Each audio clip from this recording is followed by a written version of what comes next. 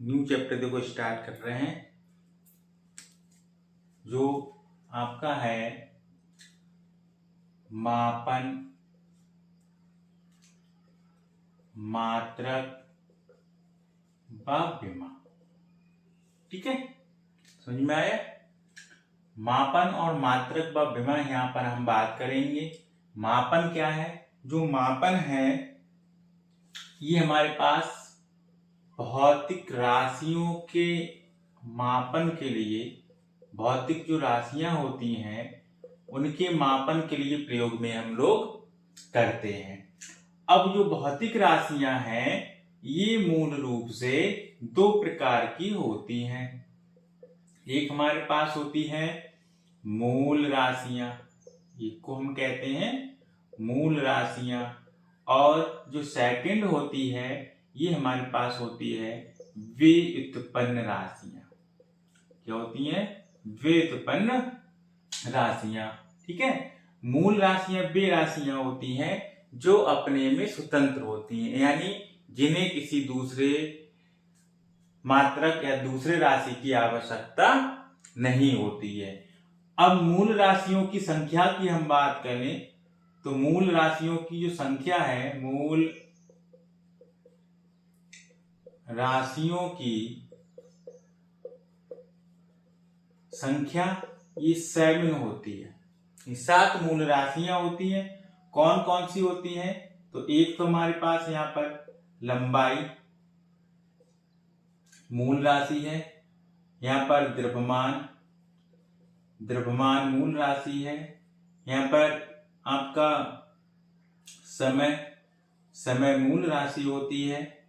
Number 4 की बात करें ताप, ताप भी आपकी मूल राशि होती है।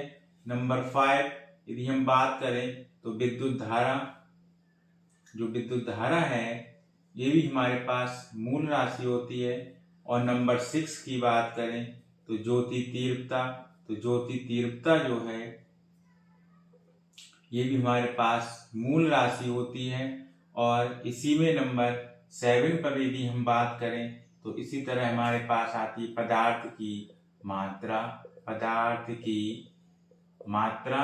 ठीक है, तो ये भी हमारे पास मूल राशि होती है। इस तरह मूल राशियों की संख्या 7 होती है।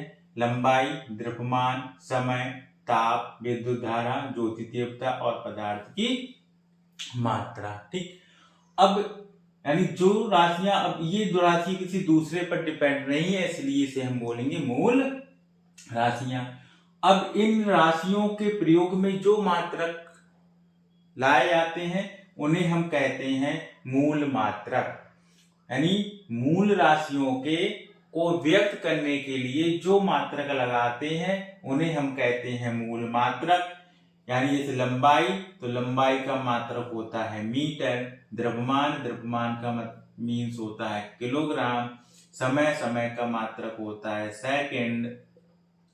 ताप, ताप का मात्रक होता है डिग्री सेल्सियस, यानी सेंटीग्रेड भी से बोलते हैं, सेंटीग्रेड ग्रेड। या फिर हमारे पास विद्युत धारा का मात्रक होता है एम्पियर, एम्पियर। और विद्युत तीव्रता का जो मात्रक होता है ये हमारे पास होता है कैंडला, यानी सीडी। और पदार्थ की मात्रा का हम सभी जानते हैं, इसका मात्रक होता है मोल। लंबाई का मात्रक ये मीटर होता है, इसको हम स्मॉल m से रिप्रेजेंट करते हैं। किग्रा को केजी से रिप्रेजेंट करते हैं। समय को s से दिखाते हैं, या सेकंड, या बल्कि ऐसे दिख लीजिए s से। ताप सेंटीग्रेड डिग्री सेल्सियस होता है, या इसी को हम यहाँ पर केल्विन भी कहते हैं।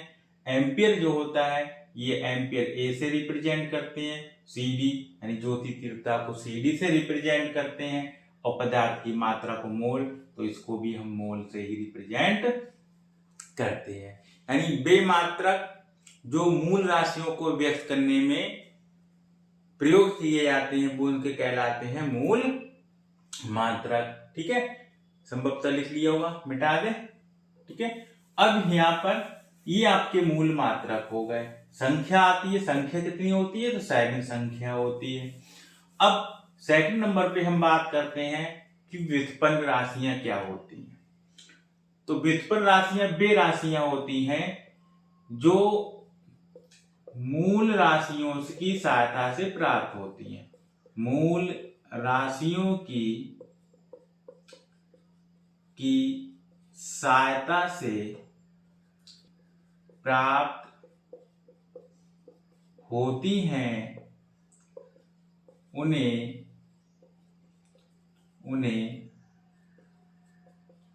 व्युत्पन्न राशियां कहते हैं। इनकी संख्या निश्चित नहीं है, यानी अनंत है, जितनी चाहे उतनी हम मूल राशियों की सहायता से बना सकते हैं। यदि हम यहाँ पर एक उदाहरण के तौर पर यहाँ पर हम कहें, जैसे हम यहाँ की बात करें, चाल जो है, ठीक है, चाल है, वेग है, त्वरण है, ये आपकी जो राशियां हैं ये सब आपकी व्युत्पन्न राशियों में आती हैं। कैसे आती हैं? तो देखो, चाल में दो मूल राशियों का प्रयोग किया जाता है, ऐसी वेग में भी दो राशियों का प्रयोग किया जाता है, और त्वरण में भी दो राशियों का प्रयोग किया जाता है। और जो राशियां प्रयोग की जाती हैं वो हमारे पास होती है मूल राशियां। जैसे यदि हम यहाँ पर चाल की बात करें तो चाल बराबर हम लिखते हैं दूरी बटे समय। तो जो दूरी है ये बेटा आपका मूल राशि है, जो दूरी है ये हमारे पास क्या है, मूल राशि है। और जो समय है ये समय भी हमारे पास क्या है, मूल राशि है। ठीक, 7 राशियों में ये भी था, यानी दूरी कहें या हम क्या कहें, लंबाई कहें, बात एक ही है। ठीक है, तो ये भी मूल राशि है, ये भी मूल राशि। चाल हमें किससे प्राप्त हुई, मूल राशि की सहायता से, यानी दो मूल राशियां मिली तो हमें क्या मिला, चाल मिली। इसलिए चाल हमारे पास किसमें आ जाएगी, व्युत्पन्न राशियों में आएगी। ठीक है, मिटा दे। ठीक है, लिख लिया होगा संभवतः आपने। इसी तरह यदि हम बात करें किसकी, वेग की, तो वेग बराबर हमारे पास होता है विस्थापन बटे समय। विस्थापन बटे समय, तो विस्थापन जो होता है, ठीक है, तो विस्थापन भी आपका मूल राशि में है, क्योंकि तो दो बिंदुओं के बीच का जो अंतर होता है, दो बिंदुओं के बीच का अंतर ही क्या कहलाता है, विस्थापन। जैसे एक बिंदु हमारे पास ए ये है और दूसरा बिंदु बी हमारे पास ये है, तो ए और बी के बीच में का जो डिफरेंस होगा ये हमारे पास विस्थापन होगा। यदि यहाँ पर विस्थापन की बात करें तो बी में से ए को घटा देंगे, इनके बीच का जो डिफरेंस आएगा वही हमारे पास क्या कहलाएगा, डिस्प्लेसमेंट यानी विस्थापन होगा, बटे समय। तो ये भी हमारे पास मूल राशियों से प्राप्त हो रहा है, तो इसीलिए इसे हम क्या कहेंगे, व्युत्पन्न राशियां।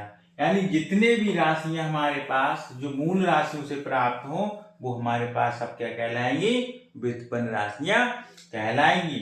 और इनके प्रयोग में जो मात्रक प्रयोग करते हैं, जैसे चाल, तो चाल का यदि हम आपसे मात्रक पूछें, चाल का मात्रक इसका होता है मीटर प्रति सेकंड। चाल का मात्रक क्या होता है, मीटर प्रति सेकंड, यानी इसको हम ऐसे भी लिख सकते हैं, मीटर प्रति सेकंड।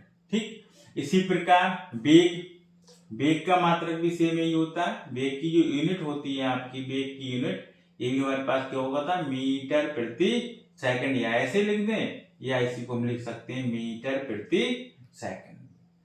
यानी ये सब हमारे पास जो है ये व्युत्पन्न राशियों के मात्रक हैं। जिस तरह हमारे पास मूल राशियों को व्यक्त करने के लिए मूल मात्रक थे, सेम इसी प्रकार इसमें व्युत्पन्न राशियों को प्राप्त में प्रयोग करने के लिए जो मात्रक लगाए जाते हैं वो हमारे कहलाते हैं मूल मात्रक, और जो व्युत्पन्न राशियों को प्रयोग में लाए जाते हैं वो हमारे कहलाते हैं व्युत्पन्न मात्रक। संभवतः आपने ये नोट कर लिया होगा, मिटा दे। अब ये हमारे पास राशियां की राशियां कितने प्रकार की हैं, तो राशियां 2 प्रकार की हैं। ठीक है, उनके मात्रक क्या है, तो इनके जो मूल राशियां होंगे उनके मूल मात्रक कहलाते हैं। यदि व्युत्पन्न राशियां लगी हुई हैं तो वो हमारे पास व्युत्पन्न मात्रक कहलाते हैं। ठीक, अब इसी में हमारे पास मापन के अलग अलग मात्रक बनाए गए जिसमें 3 प्रणालियां ली गई, एक एम के ऐसे ली गई, दूसरी सी जी ऐसे ली गई और तीसरा FPS से लिया गया। ठीक, यदि हम यहाँ पर ऐसे कहें कि मापन की प्रणालियां जो होती हैं, मापन की प्रणालियां, मापन की प्रणाली, तो बेटा मापन की जो प्रणाली है ये हमारे पास में जो है 3 है। एक तो MKS प्रणाली होती है, सेकंड हमारे पास CGS प्रणाली होती है, और थर्ड हमारे पास FPF प्रणाली होती है। ठीक है, 3 प्रणालियां आपके पास यहाँ पर मिलेगी। ये कौन कौन सी? CGS, MKS और FPS, जिसको फुट पाउंड यहाँ पर एस होगा, FPS होती है। ठीक है, तो MKS में हमारे पास M का मीन्स हमारे पास यहाँ पर हो गया कि ये हमारे पास मीटर है। क्या है? मीटर। इसका मीन्स हो गया हमारे पास किग्रा है, किलोग्राम है। और S का मतलब हमारे पास यहाँ पर क्या है? सेकंड है। क्या है?